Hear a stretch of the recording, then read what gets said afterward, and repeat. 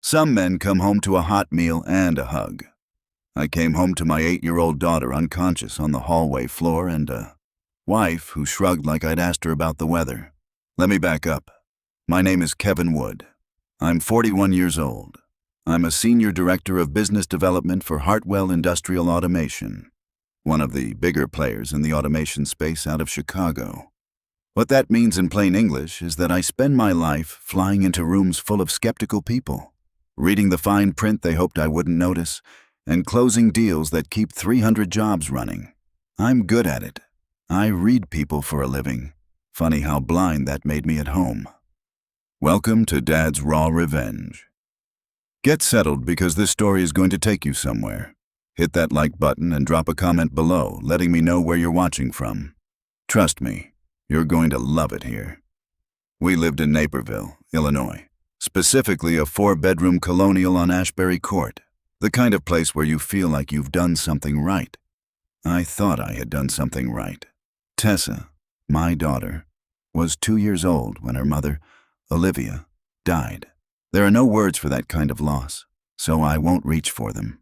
What I will say is that for 3 years, it was just me and Tessa. Her little backpack by the door every morning. Her knock-knock jokes at dinner that never quite made sense. Her absolute conviction that chocolate chip pancakes were an acceptable dinner option. They are, for the record. Then Zena came into the picture. Zena Crawford. Zena Wood now. Walked into a Hartwell client event in the spring looking like somebody's answer to a prayer. Warm smile. Quick laugh.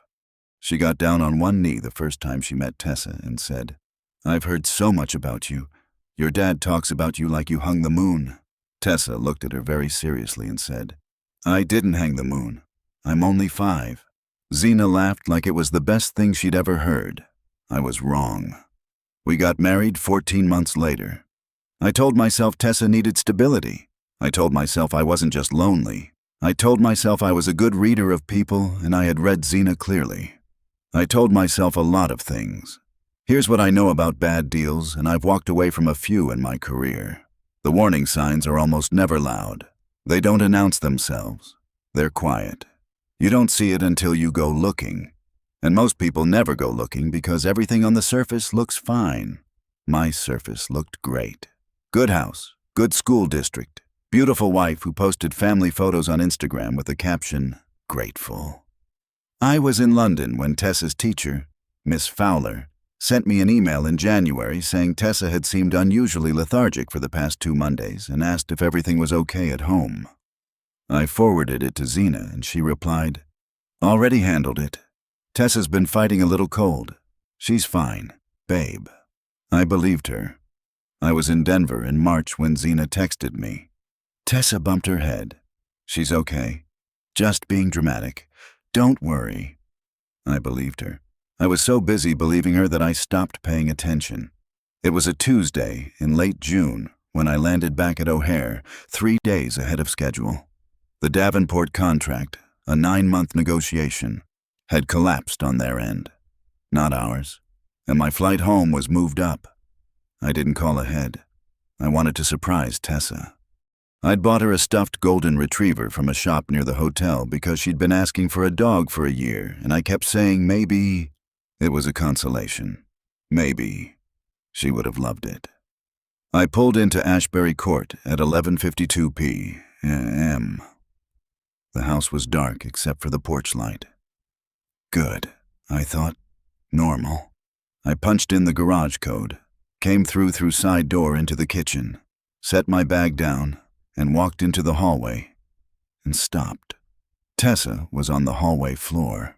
She was on her side, her school backpack thrown a few feet away, her feet bare. It looked like she had tried to crawl out of her bedroom in the dark looking for water or help before her body simply gave out. Her face was slack. Her breathing. I dropped to my knees so fast I bruised both of them. Her breathing was shallow and painfully slow. No, no, no, no. Tessa, Tessa, baby, wake up. I touched her face. Warm but unresponsive. Tessa.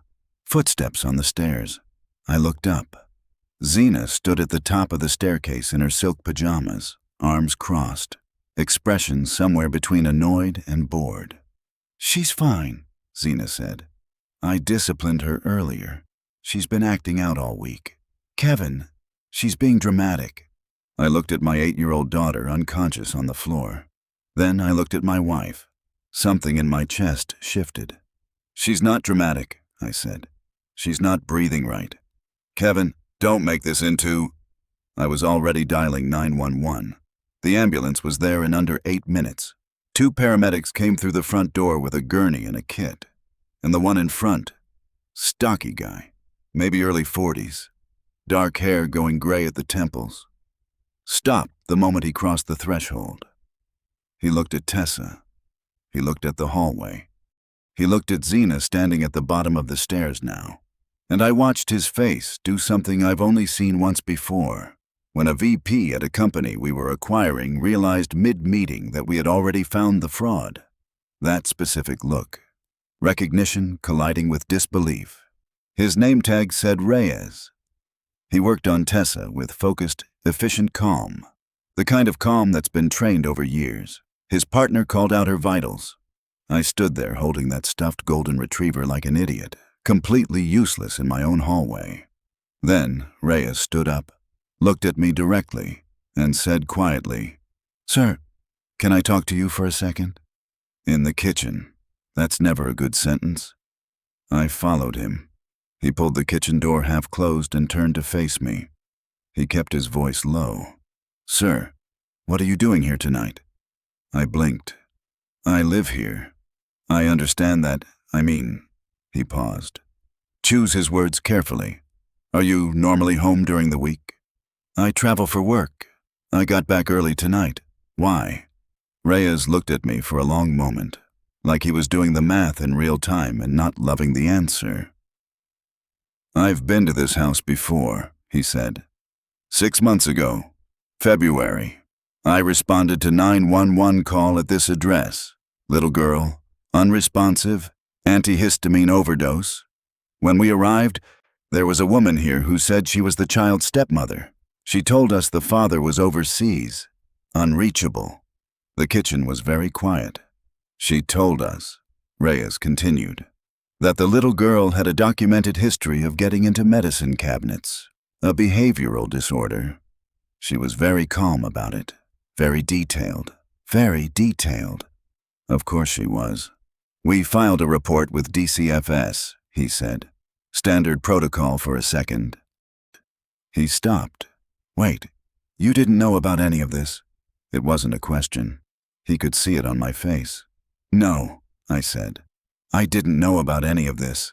The stuffed golden retriever hit the kitchen floor. I rode in the ambulance with Tessa. Zena drove separately. In those 11 minutes between Ashbury Court and Edward Elmhurst Hospital, sitting next to my daughter with oxygen on her face and a pulse monitor on her finger, I made a decision. I've been in bad deals before. Deals where the other party lied from the jump, built an entire presentation on numbers that weren't real, smiled across the table while they were already planning the exit. You know what blowing up the room gets you in those situations? Nothing. It gets you nothing except a reputation for being emotional. You know what gets you everything? Documentation, patience, and making sure every single piece of evidence is signed, dated, and airtight before you make your move. Zena thought she married a businessman. She forgot that businessmen read the fine print. I sat next to my daughter in that ambulance, held her small hand in both of mine, and started making a mental list of every document I was going to pull the moment I got to that hospital waiting room.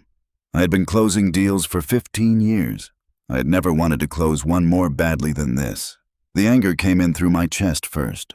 Not a rush. More like a slow pressurization.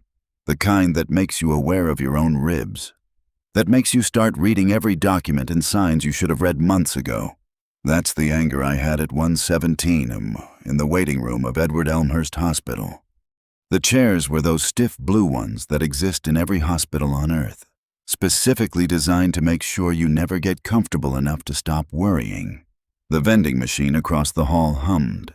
A TV mounted in the corner was playing a cooking show with the sound off, and I was sitting there in the same clothes I'd worn on a transatlantic flight, still smelling like recycled cabin air, pulling up my health insurance portal on my phone like a man who just realized the building he's been paying rent on doesn't actually exist. I almost didn't look. That's the thing that haunts me. I was the guy who treated his home life like a perfect machine. Auto pay turned on. Trust given blindly. Eyes always fixed on the next flight. I had decided home was the one place I didn't need to audit. It was the biggest miscalculation of my career. I logged into our medical portal, pulled up the itemized claims for the past 18 months, and watched my entire life unravel in the blue light of the screen. There it was, line by line. My entire marriage rewrote itself in the blue light of that phone screen. 2 emergency room visits, dates I was not in Naperville. I didn't even need to check my travel log to know that. I just knew. 3 ambulance dispatches. And this is the part that made my jaw physically tighten, a series of antihistamine prescriptions, filled under Tessa's name, using my insurance card, written not by Dr. Allison, Tessa's pediatrician over on Book Road, but by a walk-in clinic I had never heard of. 15 minutes from our house on Ashbury Court. She didn't even use our regular doctor, because Dr. Allison would have asked questions. Dr. Allison had known Tessa since she was 3 years old, and would have picked up a phone and called me directly. So, Zena found a walk-in clinic, paid the copay with my card, filled the prescription with my insurance, and then went home and made dinner like it was a normal Tuesday. Every business trip I took, every early morning flight to Houston, every overnight in Denver, every 2-week stretch in London, funded it. My overtime, my quarterly bonuses, my relentless, grinding commitment to providing for my family paid for the system Zena built to hide what she was doing to my daughter inside that house. I put the phone face down on my knee, picked it back up, kept reading. Zena arrived at the hospital at 2:04 a.m. I know the exact time because I watched her walk through the sliding doors from across the waiting room. And I checked my watch the way you timestamp evidence. She had changed clothes, fresh outfit, light makeup. She looked like a woman arriving at a charity brunch, not a hospital at 2 o'clock in the morning. She sat down next to me and put her hand on my arm. "How is she?" Soft voice, concerned eyes. I didn't respond. "Kevin," she squeezed my arm. "I know this looks scary, but Tessa has always been sensitive. You know how she gets?" 8 years old, and I know exactly how she gets.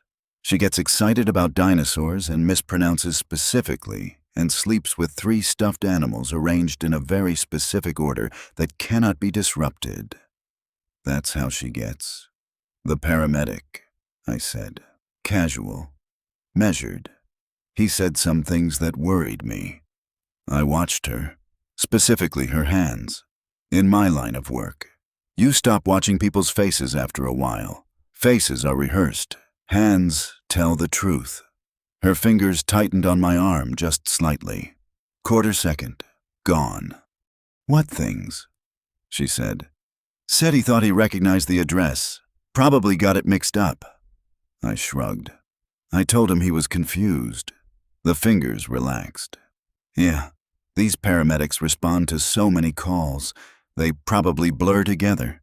She nodded, settled back in the chair, satisfied. There it is, the tell, the micro-exhale of someone who just decided they're safe. I looked at the muted cooking show on the TV and thought about every negotiation I had ever walked into where the other party thought they had the leverage. They never saw it coming, either. A doctor came out at 3:20 a.m., young guy, mid-30s, Dr. Fountain on his badge.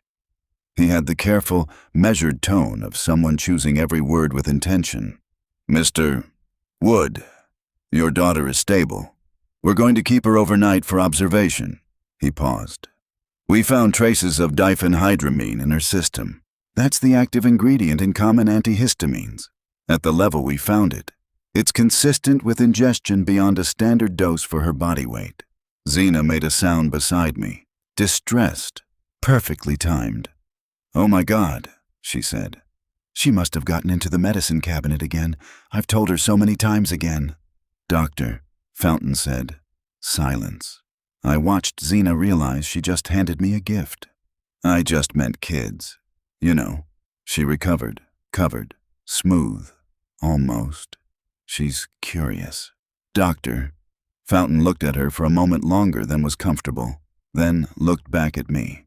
"We're required to flag this for DCFS, Mr. Wood. Standard protocol. A caseworker will be in contact." "Absolutely," I said. "Whatever you need." I felt Zena go rigid beside me. "Good." She left the hospital at 4:45 a.m. Said she needed to get some rest. Offered to come back in the morning. Kicked my cheek at the door. I watched her walk to her car in the parking garage from the waiting room window. The moment her taillights disappeared, I went back to my phone. I called my assistant, Renee, at 7 a.m. She's been with me for 6 years and has never once asked an unnecessary question. "Renee, I need my full travel itinerary, every trip, every date, past 24 months, company verified, printed with HR letterhead, done by 9, done by 9. Then I called my attorney, Frank Hayes, at his cell. Frank handles corporate contracts for Hartwell, but he's also the kind of man who knows everybody worth knowing in DuPage County. "Kevin, it's 7 o'clock in the morning. I know. I need a family law referral. Someone who's handled DCFS cases. Today. Frank." A pause. "How bad?" "I'll explain in person. I'll have a name for you by 8 o'clock. I sat back down in that blue hospital chair. Got a coffee from the vending machine. Terrible. Lukewarm.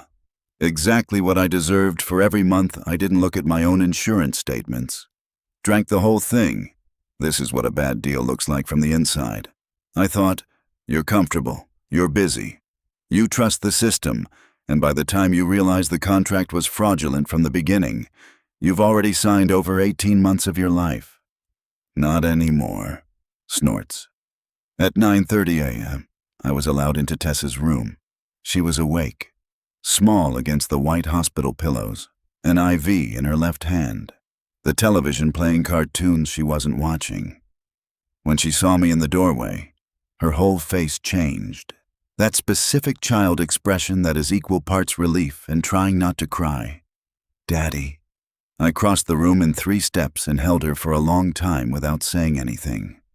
When I pulled back, I looked at her face carefully. Tired eyes, something behind them that a kid her age should not have. "Hey, Bug, how you feeling?" "My head hurts a little." She picked at the edge of her hospital bracelet. "Is Mom here?"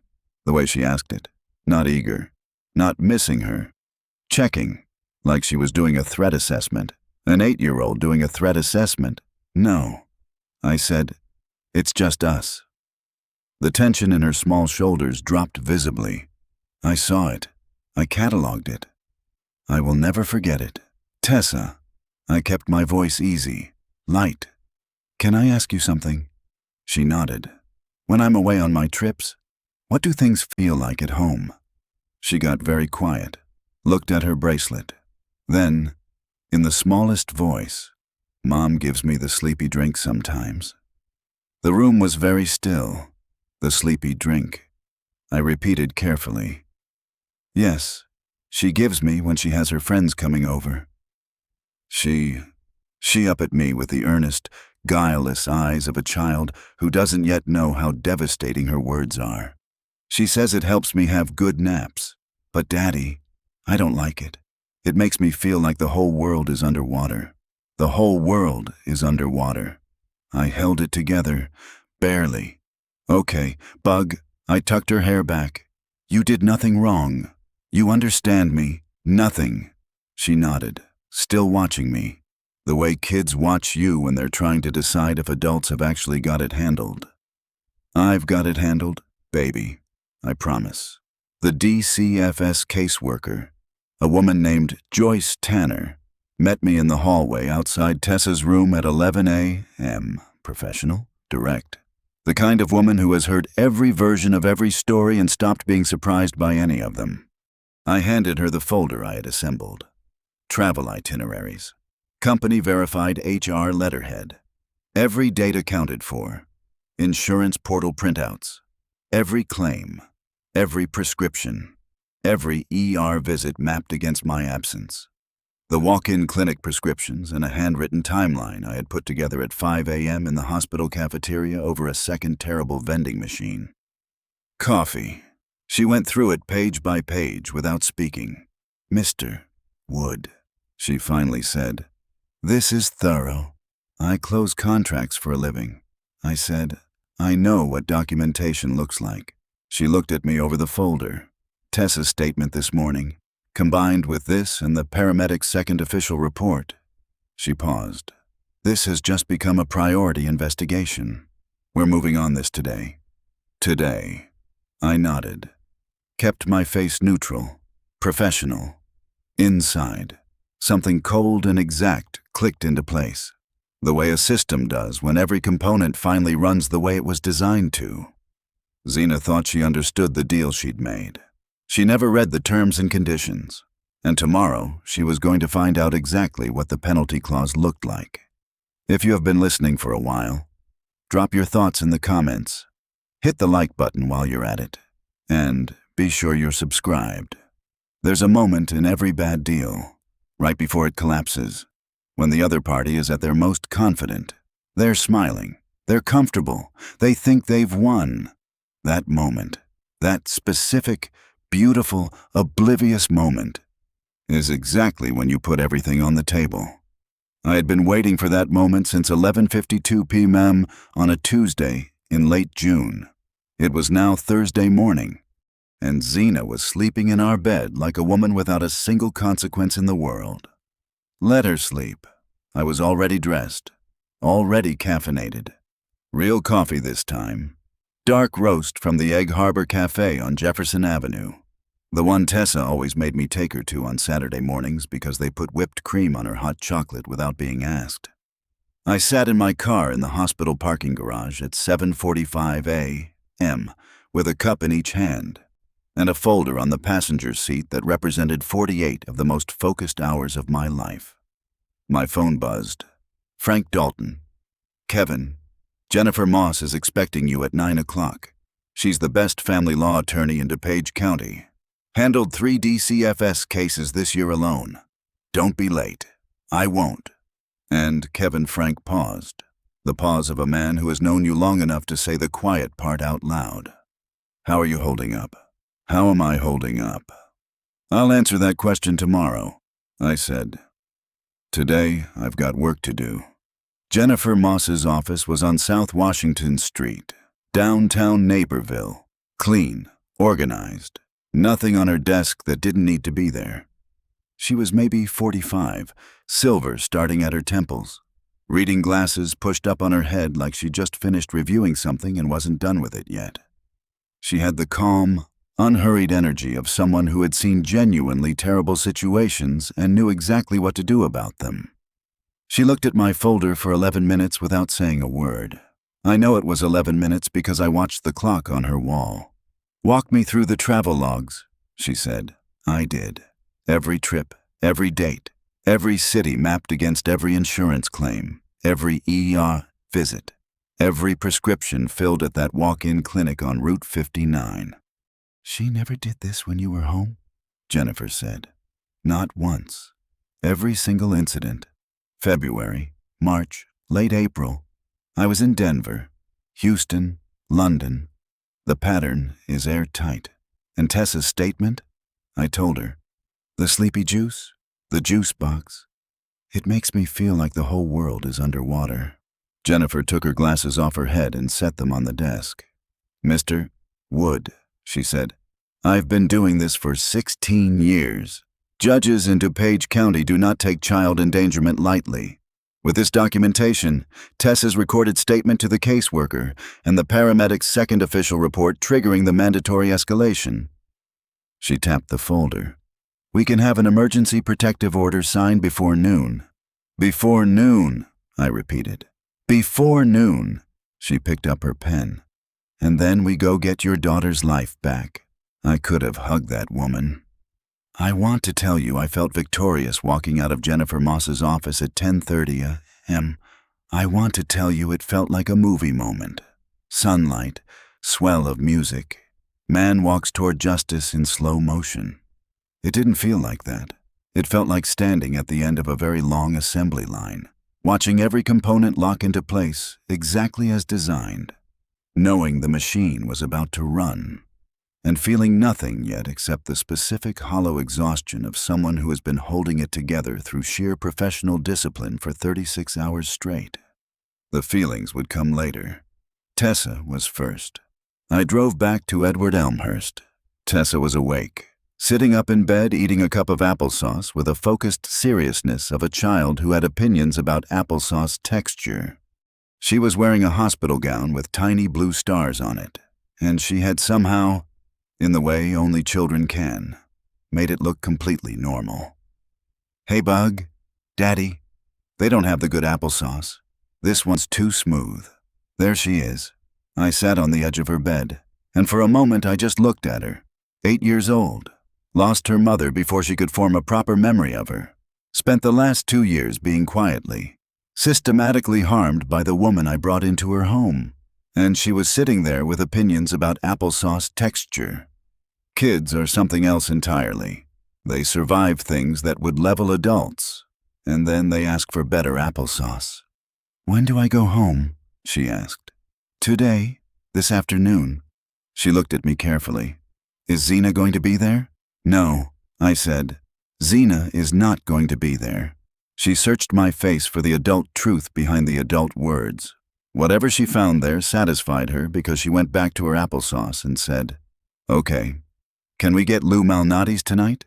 Deep dish pizza from Lou Malnati's. The Naperville location on Ogden Avenue. Her mother's favorite, as it happened. Olivia had very strong feelings about Chicago-style deep dish and had apparently passed that conviction directly into her daughter's DNA. We can get whatever you want, I said, and I meant it in every possible way. At 11:47 a.m., Joyce Tanner called me. Mr. Wood. The judge just signed the emergency order. Zena is barred from the property and has zero contact rights with Tessa effective immediately because of the medical evidence. The police are bypassing standard scheduling. They're serving her with the emergency order alongside a domestic hold to bring her in for formal questioning on felony child endangerment. A pause. Do you know where she is right now? We want to avoid doing this at the house while your daughter is being discharged. Did I know her current whereabouts? See, here's the thing about living with someone for 4 years. You know their patterns. You know their routines. You know that every Thursday, without exception, Zena and her social circle, a rotating cast of Naperville's most image-conscious women, had lunch at Sullivan's on Freedom Drive, 12:30 reservation, same table, same performance. She had texted me at 9 a.m. that morning heading out for lunch with the girls. Hospital later? Let me know how Tessa is. Love you. She signed it with a heart emoji. I had not responded. Yes, I told Joyce Tanner. I know exactly where she is, and if you go now, she'll have an audience. I want you to picture Sullivan's on Freedom Drive at 12:44 p.m. on a Thursday in late June. It's the kind of restaurant that Naperville's particular brand of suburban success has perfected. Warm lighting, white tablecloths, a bar that starts doing real business by noon. The lunch crowd is professionals and ladies who lunch and the occasional power meeting. Everyone is put together. Everyone is performing just slightly for everyone else. Zena's table was near the window. 4 women, wine already poured. She was in a cream blazer. Hair done, looking like the cover of a called Everything is Fine Monthly. The hostess told me later she was in the middle of holding court, likely playing the role she always played when she drugged Tessa to host wine nights. The exhausted, saintly stepmother dealing with a chronically ill child. She was laughing, her head thrown back slightly, That specific performative laugh she deployed when she wanted a room to notice her status. I was not there in person. I didn't need to be. 3 people walked into Sullivan's at 12:44 p.m. 2 uniformed Naperville Police Department officers and Joyce Tanner. The restaurant didn't stop all at once. It slowed, table by table, conversation by conversation, the way a room does when something is happening that everyone recognizes as significant, but no one wants to be caught staring at directly. They walked directly to the window table. Joyce Tanner placed the protective order and the felony child endangerment warrant on the white tablecloth in front of Zena, right next to her wine glass. Zena Wood. I'm Joyce Tanner, DuPage County DCFS. These are Officers Riley and Beck of the Naperville Police Department. Zena looked at the documents, then up at the officers, then at her friends. 4 women who had gone completely, perfectly silent. There's been a mistake, she said. The voice she used was the reasonable one, the composed one, the one that had worked on teachers and doctors and a very trusting husband for 4 years. I don't know what my husband told you, but he doesn't have the full picture, ma'am. Officer Riley said, quiet, firm, final. Please stand up. She looked for an exit. That's what the hostess told me later. She looked left, then right. The way people do when they're calculating whether a scene is survivable, whether she could talk her way sideways out of this like she'd talked her way out of everything else. She could not.